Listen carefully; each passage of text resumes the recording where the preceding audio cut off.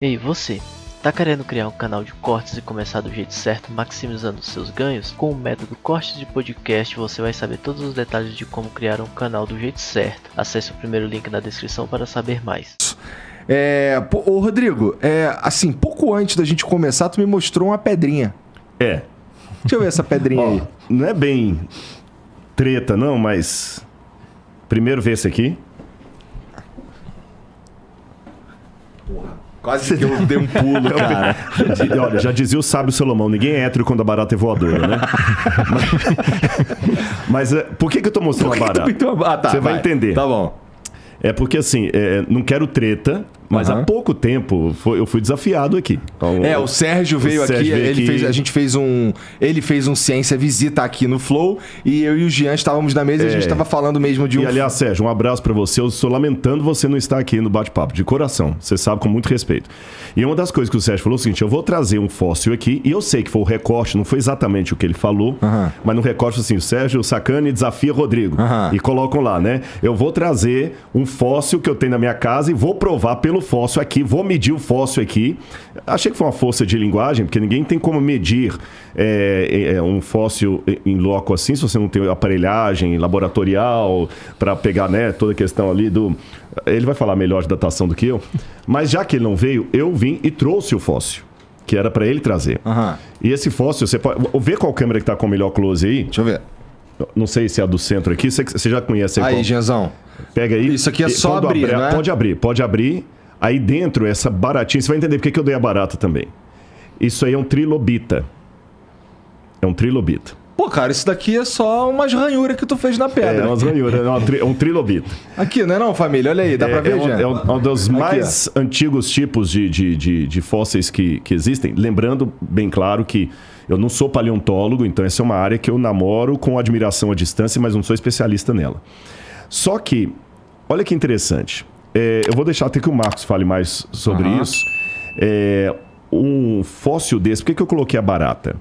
Se, pela lógica, essa rocha aqui tem milhões e milhões e milhões de anos, e o fóssil está dentro dela, então ele tem que ter mais tempo ainda. Lógico. Se você pega uma caixa e coloca cimento em volta, e o cimento tem 400 anos, a pessoa que está ali tem que ter no mínimo 400 anos, porque o cimento está fora.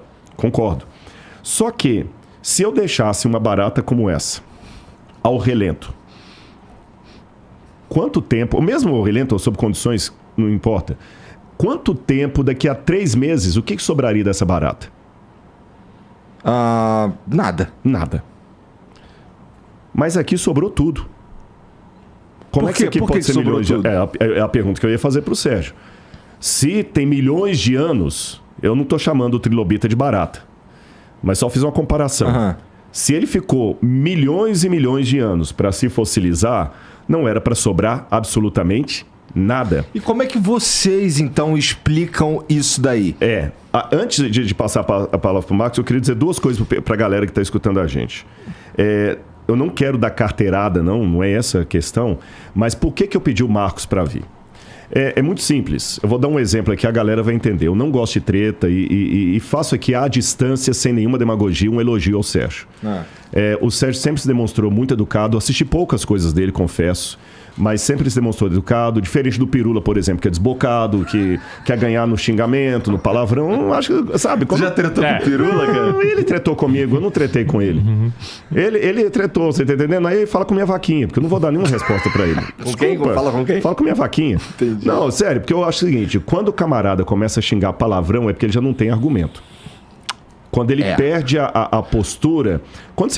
Quando o cara é acadêmico, ele sabe discutir com classe. Quando ele abaixa, é igual a mulher brigando na feira. Você entendeu? Uma mulher de classe, eu assisti um filme uma vez, Vestida para Matar, muitos anos esse filme. E eu lembro de uma cena que era uma menina que ela era toda doida, delinquente e tudo, e aí ela pensa que morreu, ela foi condenada à morte, mas o FBI fala assim, olha, você não morreu, a gente tem uma injeção só para descansar, mas aquela morreu e você vai se tornar uma assassina de aluguel e você vai viver. Ela aceitou, e ela foi treinada por uma mulher lá do FBI. Filme. E aí, ela queria discutir tudo na base da pancada. Aí a mulher, que era clássica, falou assim, não, você quer vencer um inimigo, seja clássica. Você não vai na base da periferia. Sabe? Eu aprendi esse detalhe com esse filme. Eu acho que a gente tem que ter postura. Se o que eu falo procede, eu não preciso xingar sua mãe, te xingar de que você fala porcaria. Isso, em filosofia, e quem é acadêmico sabe o que eu estou falando, se chama argumento ad hominem. É uma falácia. Então, eu não preciso ficar, com todo respeito, como alguns pregadores que pensam que Deus é surdo, e ele só pega gritando, com todo respeito, Deus não é surdo. Dá para eu falar do evangelho do jeito que eu tô falando aqui. E também dá para eu falar com classe sem ficar xingando sua mãe. Isso para mim é ser barraqueiro, é coisa para feira. Pirula para mim gosta de feira. Entendi. Você entendeu? O Sérgio não. O Sérgio é outra categoria. Eu nunca tive a oportunidade de conversar com Pirula. Mas tudo bem. Jesus mandou a gente orar pelos inimigos e orar por quem nos persegue. E eu tenho que botar o evangelho. Inimigo é meio forte também, não é? Não, inimigo não é assim, mas também o cara que fica falando que eu só falo B, não vou falar que ele é meu amigo. Ele pode ser outra categoria, mas amigo também não é. Né? Mas tudo bem, não tem problema não. Eu nem queria falar do Pirula. Tá. Paz e amor pra você, fica na paz, continua me xingando aí à vontade e vai falando com minha vaquinha. Agora, com relação ao Sérgio, o que acontece? Quando ele falou aquilo, originalmente nós estaríamos com uma outra pessoa aqui, um outro convidado, não é? Uhum. Aí o outro convidado não pôde vir por qualquer razão. Eu mesmo sugeri pro Bruno. Falei, Bruno, eu bateria um papo com o Sérgio, mas eu gostaria de uma coisa. Estou explicando para o pessoal de casa entender. Eu queria trazer alguém comigo e vou explicar a razão. Vou dar um exemplo com a vacinação. Foi um assunto muito polêmico. E eu ouvi médicos defendendo a vacinação com todo o argumento médico e ouvi médicos criticando a vacinação com todo o argumento médico. Eu tomei minha decisão, não vou falar qual é aqui agora para não gerar polêmica, esse não é um tema. Eu tomei minha decisão sobre a vacinação pelo que eu ouvi. Mas, se um médico, vamos supor que minha decisão foi contra a vacina, e você me trouxer aqui para conversar com um médico que é a favor da vacina, ele vai me dar carteirada à torta e à direita, porque a área dele é medicina, não é a minha. O contrário também seria verdadeiro. Se eu fosse a favor da vacina, fosse conversar com um médico que é contra, ele dá carteirada. Então, o que acontece? Como esta... É mais ou menos a minha posição com qualquer programa que eu faço, né? Não, mas você é inteligente, eu não estou puxando seu saco, não. Então, o que acontece? Na área do conhecimento, tem aonde você se especializa e onde você não se especializa. Se eu fosse conversar com o Sérgio sobre arqueologia, sobre a crítica textual do Antigo Testamento, sobre hebraico, empréstimos da língua persa no livro de Daniel, coisas técnicas que eu dei aula semana passada na pós-graduação do UNASP. Não estou me exibindo, não. Por exemplo, a questão da escrita cuneiforme acadiana, ou como é que eu sei a datação de uma cerâmica romana diferente de uma cerâmica bizantina, ou do período do ferro. O Sérgio também vai boiar, porque não é a área dele. Você está entendendo? Mas como ele me chamou para um terreno que é a área dele, eu quis trazer alguém que é da área, até para falar assim, que eu não estou falando bobagem. E eu acho que é importante o pessoal conhecer o currículo do Marcos, porque o Marcos, eu não estou aqui para enaltecê-lo, ele foi até a aposentadoria professor da Unicamp, tem um recorde brasileiro nacional de publicação de artigos científicos em Qualis A.